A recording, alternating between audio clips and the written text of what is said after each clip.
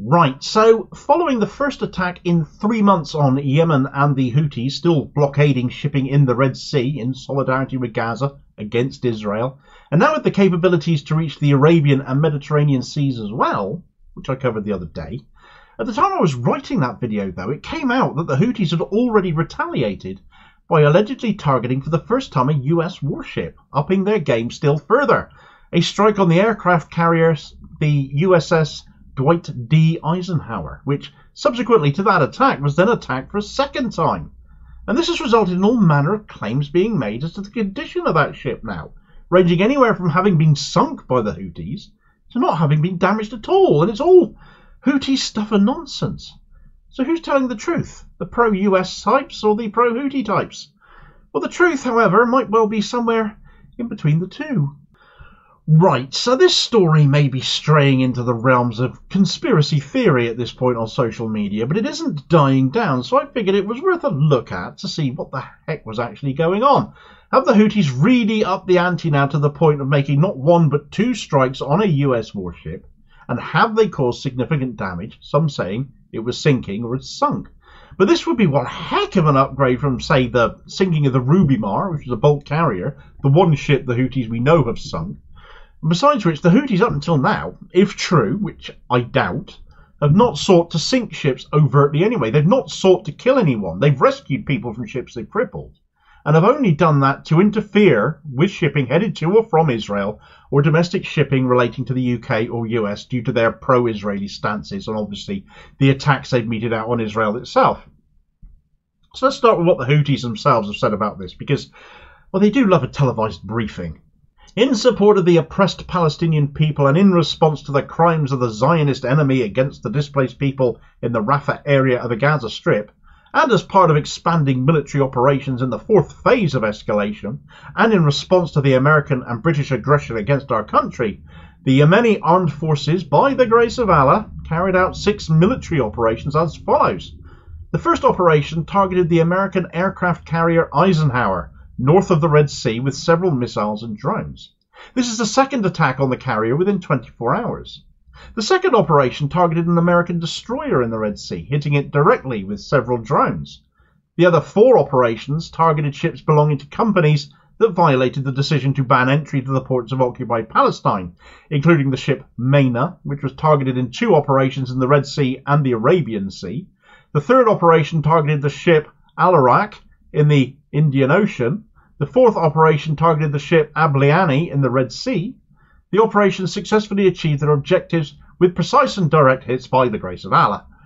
The Yemeni armed forces will continue to carry out their military operations in support of and in solidarity with the oppressed Palestinian people and in resistance to the American and British aggression against our country, which supports the Israeli Zionist enemy in continuing its crimes and aggression against the Palestinian people. The support operations will not cease until the aggression stops and the siege on the Palestinian people in the Gaza Strip is lifted. Right, so there's a few things to note there.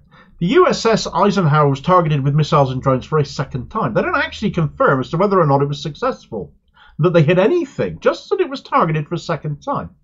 They do claim to have struck another military ship, though, a US destroyer, which curiously they don't name. Which is equally weird, and then discuss hitting several other ships, the sort of ships they've been targeting since late last year, commercial ships, all in solidarity with the people of Gaza.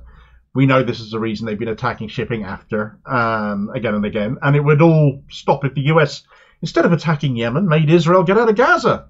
They can exert the economic and military pressure on them to do so. So is this just Houthi mischief making then? False claims? Surely that doesn't help their cause very much if they're making those. Well, the USS Eisenhower is the lead ship for the US in the Red Sea response to the Houthis, and in its group there are 2 destroyers, the USS Gravely and the USS Mason, along with a cruiser called Philippine Sea. But I found a tweet put out by CENTCOM alluding to the USS Gravely having been targeted by drones and missiles from Yemen, though the tweet in question claims they were all intercepted and no damage was done at all. Between 9 a.m. and 7:30 p.m. Sanaa time, June 1st, US Central Command, US CENTCOM, forces destroyed one Iranian-backed Houthi uncrewed aerial system, UAS, in the southern Red Sea. US CENTCOM forces also observed 2 other UAS crash into the Red Sea.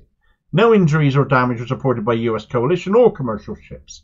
Additionally, between 7 and 11:30 p.m, US CENTCOM forces successfully engaged 2 Houthi anti-ship ballistic missiles, ASBMs, in the southern Red Sea.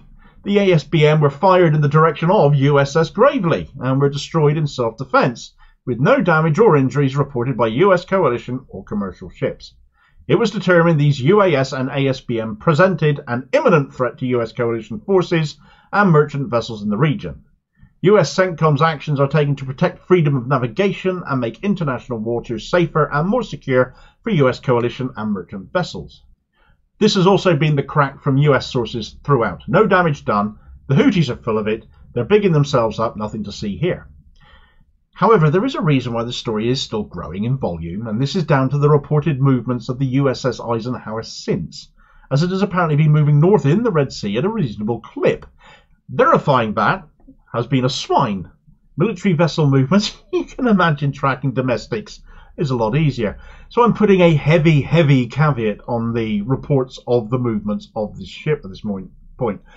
Adding weight to that caveat is that despite people claiming it is travelling north, it's at the end of its deployment, some are saying. It actually isn't at the end of its deployment, and that I have been able to confirm, as it's been reported that the Eisenhower and its accompanying ships have had their deployment extended by another month, and that's according to an article in US Armed Forces magazine Task and Purpose.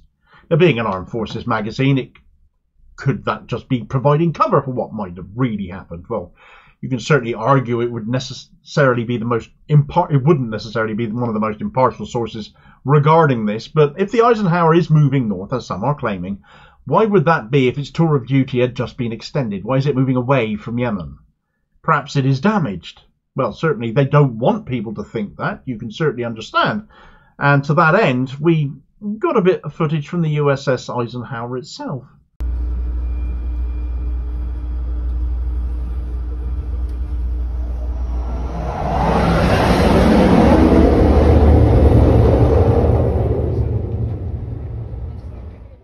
Now, that might seem a bit of innocuous footage there, posted on the account of the captain of the USS Dwight D Eisenhower. They call it Ike for short. I'm going to say Ike now. I'm tired of saying Dwight D Eisenhower. The account of the captain of the Ike, a chap called Chowder Hill, and he posted that on the 1st of June, and although he doesn't tweet any particular reason for having posted that footage, there's no text, there's an emoji, I think, accompanying it. The timing of doing so kind of implies that this was done in response to Houthi claims of having struck that ship, and a nice sweeping bit of footage of a jet landing on the deck very much seems to show everything is A-OK. Problem is, it didn't take long for someone to realise that this wasn't a recent piece of footage, because that video clip, as it turned out, dates back to at least the 3rd of March, and that I have verified as well, because Chowder Hill posted the exact same video clip to his own Instagram account on the 4th of March. Why, therefore, did he decide to post a nearly 3-month-old clip again now, just as reports that his ship has been damaged come out? Clearly the fact he's tweeting and people are tracking, allegedly, the movements of the Ike via satellite, so are the claims, show it is definitely not sunk. But posting old video rather than a new one raises people's suspicions that some damage has occurred, and that despite having its tour of duty extended, its movement north implies, well, it's not acting in a way that is in any way, shape or form in line with its tour of duty, and maybe it is damaged. The fact we only have still, at this point, pro-US or pro-Houthi voices speaking out on the situation, giving completely conflicting accounts of what really happened, only encourages conspiracy theories, and we do need independent verification and reporting on what has occurred. The truth, I fancy, is somewhere in between. From a publicity point of view, if the US are playing down damage, they will suffer more fallout than the Houthis will if they've exaggerated their achievements here, where the truth eventually comes out. I worked in ship repair, it's my trade. If the Ike ends up docking somewhere, seeking wharfage, Saudi Arabia I suppose is where it'll end up, since it is allegedly heading north now, when it is supposed to be on active duty, that will raise suspicions even further, and it will end up in the media somewhere at some point if it turns out the ship needs repairs for some reason or other. All of this was, of course, in retaliation to that attack on Yemen, the first such attack by US and UK forces on the Houthis for 3 months now. The details of that attack, which prompted the Houthis to strike back and for the first time strike US military craft, can be seen here on this video recommendation, and I'll hopefully catch you on the next video. Cheers, folks.